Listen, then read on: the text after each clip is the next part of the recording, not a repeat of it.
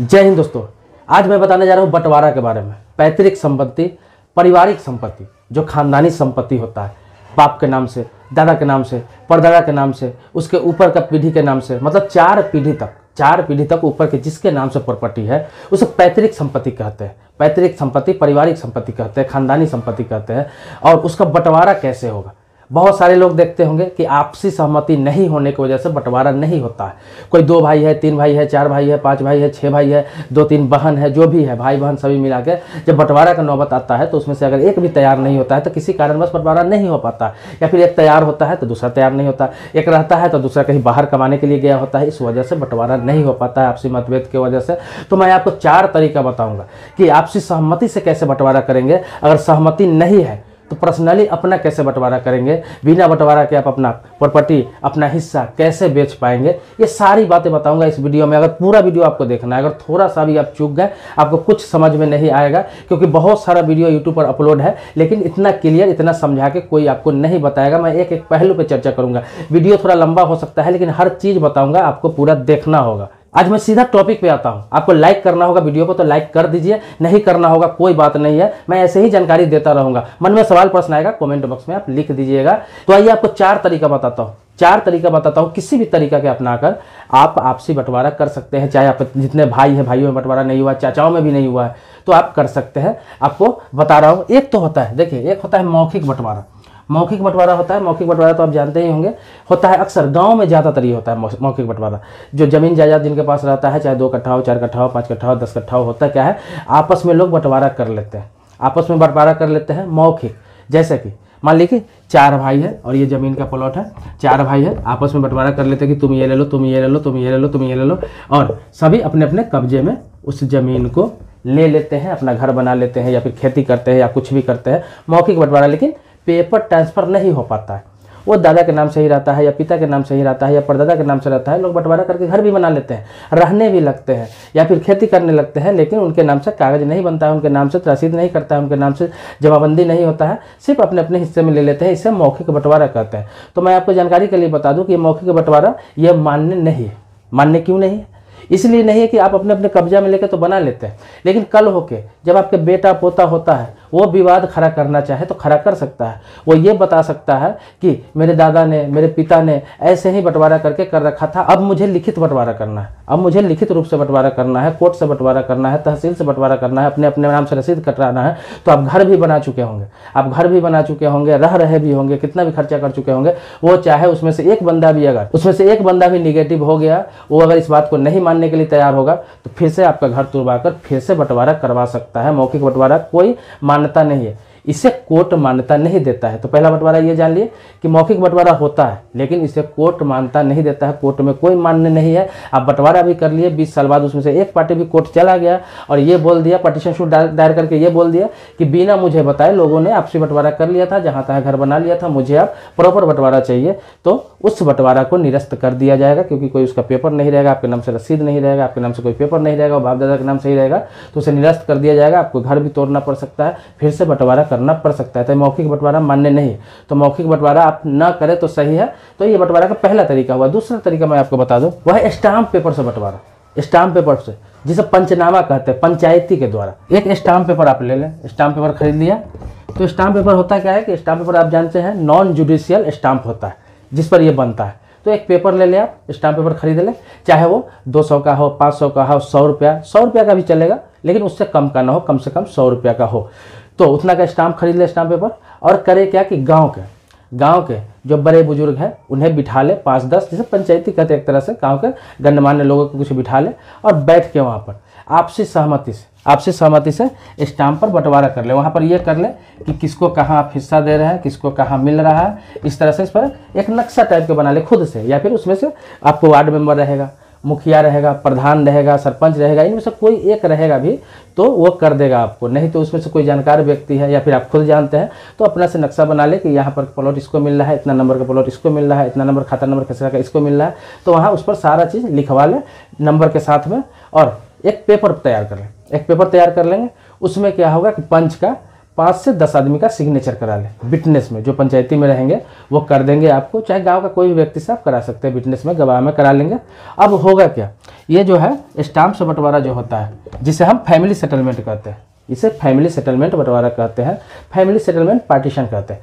तो इस पेपर से क्या होगा आप बताएंगे कि इस पेपर का मान्यता है, तो इस पेपर से क्या होगा, इस पेपर से ये फायदा आपको होगा कि इसमें लिखित बंटवारा आपको हो जाएगा। ये पेपर तो बन ही गया, इस पेपर को घर में नहीं रखना है आप, इस पेपर को घर में नहीं रखना, ये नहीं कि बंटवारा हो गया काम खत्म हो गया फिर आपके नाम से हुआ कैसे ये तो पेपर बना एक प्रूफ के लिए। अब क्या करना है आपको, इस पेपर के साथ में, इस पेपर के साथ में सभी व्यक्ति के साथ में, जितने हिस्सेदार हैं सभी व्यक्ति के साथ में आपको तहसील में, तहसील जानते होंगे, कहीं तहसील बोला जाता है, कहीं अंचल कार्यालय बोला जाता है, तो वहाँ पे आपको आवेदन देना है, आवेदन देना है, अप्लाई करना है। तो वहाँ क्या होगा, जब अप्लाई करेंगे तो वहाँ पे जो तहसीलदार होते हैं वो आपको सभी का आपके आवेदन पर विचार करेंगे, देखेंगे इन्होंने स्टाम्प पेपर पर लिखित बंटवारा किया है और ये इनके पंचों का साइन है, तो उस आधार पर सभी के नाम से अलग अलग जमाबंदी करवा देंगे, सभी के नाम से अलग अलग जमाबंदी आप जानते होंगे जिसे रजिस्टर 2 कहते हैं, मतलब खाता में नाम आपके एंट्री हो जाएगा, चाहे दादा के नाम से हो, परदादा के नाम से हो, पिताजी के नाम से हो, किसी के नाम से रहेगा तो उनके नाम से हट के आप लोगों के, सभी भाइयों के या फिर चाचाओं के, जिन लोगों में बंटवारा कर रहे हैं सभी के नाम पे अलग अलग हो जाएगा और सभी के नाम पे आपको पर्ची काट के भी दे देगा। जो राजस्व कर्मचारी होते हैं, हल्का कर्मचारी होते हैं, वो आपको रसीद काट के, पर्ची काट के दे देगा। जब जमाबंदी हो जाएगा आपको तहसील में तो हल्का कर्मचारी, राजस्व कर्मचारी जो होते हैं वो रसीद काट के आपको दे देंगे, पर्ची काट के दे देंगे, पर्सनली प्लॉट आपके नाम से अलग अलग हो जाएगा, उस पर कभी कोई विवाद नहीं होगा, ये मान्य है। तो इस बंटवारा में भी कोई दिक्कत नहीं है, अगर सभी सहमत है तो आसानी से कर सकते हैं, कोई विवाद नहीं होगा, चाहे कितना भी पुराना प्रॉपर्टी क्यों नहीं हो, परदादा के नाम से, उसके दादा के नाम से भी क्यों ना हो, आसानी से आप इसे कर सकते हैं। अब आइए आपको बता दूं तीसरा तरीका क्या है बंटवारा का, ये भी बिल्कुल आसान है और ये बिल्कुल पक्का है, पुख्ता है, इसमें भी आसान प्रोसेस है। तो आइए आपको करना क्या है, इसको बोलते हैं आपसी सहमति, मतलब रजिस्टर्ड बंटवारा, रजिस्टर्ड पार्टीशन बोलते हैं, और आपसी सहमति से ये भी होता है। तो इसमें क्या करना है आपको रजिस्ट्री ऑफिस में जाना है, रजिस्ट्री ऑफिस में जाना है और वहाँ पे क्या करना है कि किसी कातिब को पकड़ना है, या फिर खुद से भी आप स्टाम्प ले सकते हैं, यहाँ भी स्टाम्प का ही काम है, खुद से भी आप स्टाम्प ले सकते हैं और वहाँ पे सारा ब्यौरा लिख के, सारा चीज़ लिख के बंटवारा का, जैसे रजिस्ट्री होता है एक प्रकार का, उसी प्रकार से आप लिख भी सकते हैं या फिर किसी कातिब से लिखवा सकते हैं। कातिब तो आप जानते हैं जो जमीन रजिस्ट्री होता है जिसमें वो सारा मजमून लिखते हैं, उनसे भी लिखवा सकते हैं, तो वो लिख देंगे। या फिर आप थोड़ा बहुत भी जानते हैं अच्छा लिखना तो आप खुद से भी लिख सकते हैं। उसमें सिर्फ आपको ब्यौरा लिखना है कि ये ज़मीन है, चाहे दादा के नाम से है, पिता के नाम से है, परदादा के नाम से, किसी के नाम से ये ज़मीन है, इतना खाता खेसरा नंबर है, हम लोग आपस में आपसी सहमति से ये बंटवारा कर रहे हैं, ये नंबर से इसका हो रहा है, ये नंबर इसको मिल रहा है, ये नंबर इसको मिल रहा है, ये नंबर इसको मिल रहा है, या फिर एक ही नंबर का बड़ा प्लॉट हो और आपस में बंटवारा कर रहा है, तो उसमें आप चौहद्दी डाल दीजिए कि हाँ ये हिस्सा इसको मिल रहा है, ये हिस्सा इसको मिल रहा है। वो सारा चीज़ करके एक छोटा सा नक्शा बना लीजिए, आप तैयार कर लीजिए खुद से, इसमें ज़्यादा कुछ करना नहीं, खुद से नक्शा बना लेंगे आप और करना क्या है सारा चीज़ कर लेंगे। और इसको आपसे सहमति से जितने लोग इसमें हिस्सेदार है, भाई हो, बहन हो, चाचा हो, जो लोग करा रहे हैं आप सभी लोग वहाँ जाइए और अपना अपना रजिस्टर्ड करा लीजिए। वहाँ पे रजिस्टर करा लेंगे, मतलब एक तरह से रजिस्ट्री होती है, जिस तरह से ज़मीन रजिस्ट्री होती है, लोग रजिस्ट्री कराते हैं, किसी का ज़मीन होता है किसी को रजिस्ट्री करता है, तो यहाँ तो ये आप ही का ही ज़मीन है, पिता के नाम से है, दादा के नाम से है, परदादा के नाम से, किसी का ज़मीन है लेकिन आपके ही नाम से है, आप हिस्सेदार है इसमें, लेकिन आपके नाम से हुआ नहीं है, इसीलिए विवाद हो रहा है। तो सभी लोग वहाँ पर जाएंगे, जब हिस्सा बंटवारा कर लेंगे अलग अलग, आपसे सहमति से उससे सिग्नेचर कर लेंगे सभी लोग और सभी लोग सहमत हो जाएंगे सभी हिस्सेदार। तो इसमें जरूरत हो सकता है कि आपको वंशावली की जरूरत पड़े, तो वंशावली आप अपने पंचायत के मुखिया से हो, सरपंच से हो या फिर प्रधान से हो, किसी से एक वंशावली बनवा सकते हैं, उनके लेटर हेड पे, उनके लेटर पैड पे वंशावली बनवा सकते हैं। उसमें ये मेंशन रहेगा कि ये मेरे दादा है या पिता है या फिर परदादा है, उनके हम वंशज है, इनके इतना पुत्र है, इतना पोते हैं, ये सारा चीज़ क्लियर करके वो लिख के दे देंगे अपने स्टाम्प पर, वही वंशावली कहलाता है, मोहर सिग्नेचर करके दे देते हैं, वही वंशावली कहलाता है। जरूरत पड़ सकता है लेकिन ना भी जरूरत पड़ सकता है, अगर जरूरत पड़े तो आप बनवा सकते हैं और ना जरूरत पड़े, कहीं कहीं जरूरत नहीं भी पड़ता है। तो आपको करना क्या है कि वहाँ पर सारा चीज़ बना लिया, स्टाम्प पर मैंने आपको बताया, सारा चीज़ कर लिए और उसको सब रजिस्ट्रार के पास रजिस्टर्ड करा ले, जहाँ पे जमीन रजिस्ट्री होता है तो सब रजिस्ट्रार के पास वहाँ पे रजिस्टर करा ले। लेकिन यहाँ पे क्या है, यहाँ पे आपको खर्च लगेगा, यहाँ पे शुल्क लगता है, यहाँ पे कुछ पैसा लगता है, लेकिन यह एक तरह से आपके नाम से रजिस्ट्री हो जाती है। कैसे रजिस्ट्री हो जाती है? क्योंकि वहाँ पे सभी मिलकर सहमति से रजिस्टर्ड करते हैं, तो सभी हिस्सेदार वहाँ पर होते हैं, तो सभी लोगों का सिग्नेचर होता है। इससे ये होता है कि आपका हिस्सा आपको रजिस्ट्री हो गया, इसके हिस्से इसका रजिस्ट्री हो गया, जो हिस्सा जिसका चाचा का है तो चाचा का हो गया, बहन का है तो बहन का हो गया, जिसका भी जो भी इसमें हिस्सेदार होगा सबके नाम से अलग अलग रजिस्ट्री हो जाएगी। तो इसमें भी ज़्यादा झंझट नहीं है, कुछ नहीं करना है। हो सकता है इसमें वंशावली की जरूरत पड़े, कब? जब म्यूटेशन कराना आपको पड़ेगा, म्यूटेशन कराना पड़ेगा। रजिस्ट्री तो हो जाएगी बिना वंशावली के, जब म्यूटेशन कराने जाएंगे आप तहसील में, अंचल कार्यालय में, तो हो सकता है वंशावली मांगा जाए सिर्फ दाखिल खारिज कराने के लिए। तो दाखिल खारिज आपका हो जाएगा, फिर आपके नाम से जमाबंदी हुआ और अलग अलग सबके नाम से रसीद कट के मिल जाएगा। वो आपका पर्सनल जमीन हो जाएगा, उसको बेचिए, कुछ भी कीजिए, घर बनाइए नहीं बनाइए, दोबारा उस प्रॉपर्टी में बंटवारा के लिए कोई दावा नहीं कर सकता है। वो आपकी पर्सनल जमीन हो जाती है जब इस तरह से बंटवारा हो जाता है। और सबसे लास्ट बता रहा हूँ, चौथा, जो मैंने आपको बताया 4 तरीका बताऊंगा, तो 3 तरीका मैंने आपको बताया, चौथा बता रहा हूँ कि जब कोई तैयार इसमें ना हो।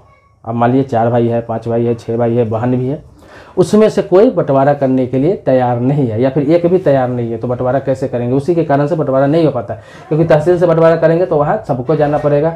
आप रजिस्टर्ड बंटवारा करेंगे वहाँ भी सबको जाना पड़ेगा, या फिर आप यहाँ बंटवारा करेंगे पंचायती में, वहाँ भी एक नहीं पहुँचा तो भी नहीं हो पाएगा बिना सिग्नेचर का उसका। तो अगर उसमें से कोई तैयार नहीं है, आप अपना हिस्सा लेना चाहते हैं कि नहीं मुझे बंटवारा करना है, लोग तैयार नहीं है, मुझे अपना हिस्सा चाहिए, मुझे बेचना है या घर बनाना है या फिर किसी को देना है, चाहे गिफ्ट करना है, कुछ भी करने के लिए आपको अपना हिस्सा चाहिए, तो उसके लिए लास्ट ऑप्शन है, आपको बता रहा हूँ, पार्टीशन सूट जिसे कहते हैं। पार्टीशन सूट का आपको मुकदमा करना पड़ेगा। आपको कहाँ पर? ये पार्टीशन सूट जो होता है ये सिविल कोर्ट में आपको दायर करना पड़ेगा। इसके लिए करना क्या पड़ेगा आपको कि आपका जो जमीन का पेपर, आपके जो प्रॉपर्टी का पेपर है, उसका आप खतियान निकाल सकते हैं, जिसे खतौनी कहते हैं, वो निकाल लीजिए। जरूरी नहीं कि ओरिजिनल आपके पास नहीं है, इससे कोई दिक्कत नहीं है। आप इसका सर्टिफाइड कॉपी, रजिस्टर्ड कॉपी अपने रजिस्ट्री ऑफिस से जाके निकाल सकते हैं। सर्टिफाइड कॉपी हो, रजिस्टर्ड कॉपी जिसे बोलते हैं, जाके आप रजिस्ट्री ऑफिस से निकाल सकते हैं। एक चालान करता है, थोड़ा सा शुल्क लगता है, 1000 से अंदर का ही होता है, शुल्क लगेगा। आपको वहाँ से सर्टिफाइड कॉपी दे दिया जाएगा जो ओरिजिनल का मानता होता है, वहाँ से सिग्नेचर मुहर करके दिया जाता है जो ओरिजिनल का मानता होता है। उसके आधार पर आप केस कर सकते हैं, पार्टीशन सूट करेंगे कोर्ट में, और वहाँ से बंटवारा के लिए आप फाइट करेंगे। जितने भी उसमें हिस्सेदार हैं सबको पार्टी बनाएंगे और उसमें फाइट करेंगे, और उसके बाद आपका हिस्सा कोर्ट द्वारा अलग करवा दिया जाएगा। आपके पक्ष में जब कोर्ट से जजमेंट आ जाएगा, उस कॉपी के साथ, उस जजमेंट की कॉपी के साथ आप तहसील में जाएंगे, आराम से आपके नाम पर आपका हिस्सा जो है, आपका हिस्सा है वो अलग कर दिया जाएगा और आपके नाम से रसीद काट दिया जाएगा। बाकी बंटवारा करे ना करे उससे कोई मतलब नहीं है, आपको अपना हिस्सा मिल जाएगा। आप उसे बेचे ना बेचे, घर बनाए, खेती करे, कुछ भी करे, वो आपकी मर्जी है। अब कुछ लोगों का सवाल इसमें यह भी है कि बंटवारा नहीं हुआ है लेकिन अपना हिस्सा बेच सकते हैं। बंटवारा नहीं हुआ है, अपना हिस्सा जमीन बेच सकते हैं। गांव में अक्सर होता है कि लोग बंटवारा नहीं करते हैं, 2 पीढ़ी 3 पीढ़ी तक बंटवारा नहीं करते हैं, लेकिन उसका हिस्सा उसके कब्जे में होता है, उस पर घर बना चुका होता है, घर बना के रहा होता है, उसका कब्जे में होता है।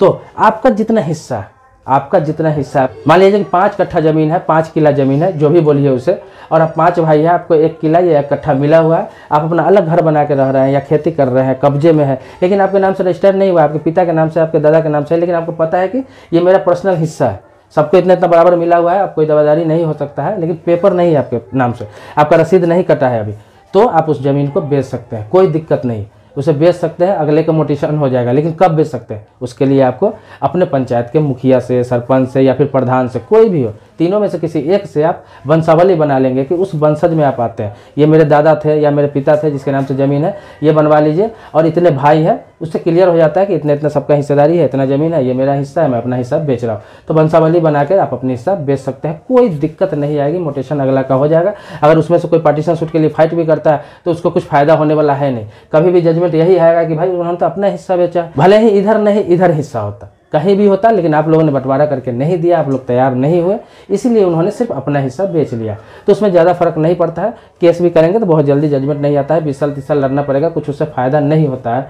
आप जिनको बेचेंगे उन्हें कोई दिक्कत नहीं आएगी, मोटेशन भी हो जाएगा, रसीद भी कटेगा, उनका कब्जा भी हो जाएगा, कब्जा में तो आपका रहेगा ही, तो दिक्कत नहीं आएगी, तो बेच भी सकते हैं। तो दोस्तों बिल्कुल आसान भाषा में मैं बंटवारा का तरीका बताया हूँ कि पैतृक संपत्ति, खानदानी संपत्ति, पारिवारिक संपत्ति आप बंटवारा कैसे करेंगे। मैं 4 तरीका बताया हूँ और चारों आसान तरीका बताया हूँ, बहुत ही बेहतरीन तरीका बताया हूँ। आप कोई भी प्रोसेस में जाके कर सकते हैं। पहला प्रोसेस जो मौखिक बंटवारा है उसका मान्य नहीं है, बाकी 3 बंटवारा है, उसमें आप जा सकते हैं, देख ले क्या करना है आपको। अगर इसके बाद भी आपको कुछ इसमें समझ में नहीं आया हो, कुछ पूछना हो, कुछ जानना हो, तो आप कमेंट बॉक्स में विस्तार से अपनी बात लिखें, पूरी बात लिखें, मैं उस टॉपिक पर भी वीडियो बना दूंगा। अगर संभव हुआ तो जवाब भी दे सकता हूँ कमेंट बॉक्स में, अगर संभव नहीं हुआ, ज़्यादा कमेंट आता है, कभी कभी संभव नहीं होता है, लेकिन कमेंट मैं सारी पढ़ता हूँ, तो उसमें जो महत्वपूर्ण होता है उसको जवाब भी देता हूँ। तो आप लिखें, मैं जवाब देने का प्रयास करूँगा, या फिर आपको समझ में आ गया हो तो बहुत अच्छी बात है। लेकिन जो चीज़ नहीं बोल पाया हूँ, नहीं बता पाया हूँ, याद नहीं रहा हो, या फिर आपका अलग कुछ सवाल है तो आप पूछे कमेंट बॉक्स में, मैं जवाब देने का प्रयास करूँगा। कोई नए टॉपिक पर वीडियो चाहिए, कोई नए विवाद पे वीडियो चाहिए, कोई नए ज़मीनी विवाद पे वीडियो चाहिए, आपको कुछ पूछना हो तो आप उसमें लिखें, मैं उस टॉपिक पर ही वीडियो बनाऊंगा। आप उसमें ज़रूर लिखें कि किस टॉपिक पर अगला वीडियो आपको चाहिए, आप लिखेंगे तो वीडियो बनाऊंगा। सभी के टॉपिक पर एक एक करके बनाऊंगा, थोड़ा टाइम लग सकता है लेकिन वीडियो जरूर आपको मिलेगा। तो दोस्तों, मेरे चैनल को अभी तक आपने सब्सक्राइब नहीं किया है तो मेरे चैनल को सब्सक्राइब कर ले, बगल में बेल घंटी है उसको भी दबा ले। अगर मेरे पहले से सब्सक्राइबर है, आप पहले से सब्सक्राइब कर रखा है, अपने आपको वीडियो मिल रहा है तो इसके लिए कोटि कोटि धन्यवाद देता हूँ, आभारी हूँ आपका। और इसी तरह बने रहे मेरी वीडियो में। मिलते हैं नेक्स्ट वीडियो में आप ही के टॉपिक के साथ, आप ही के मुद्दे के साथ। तब तक के लिए जय हिंद दोस्तों, धन्यवाद दोस्तों।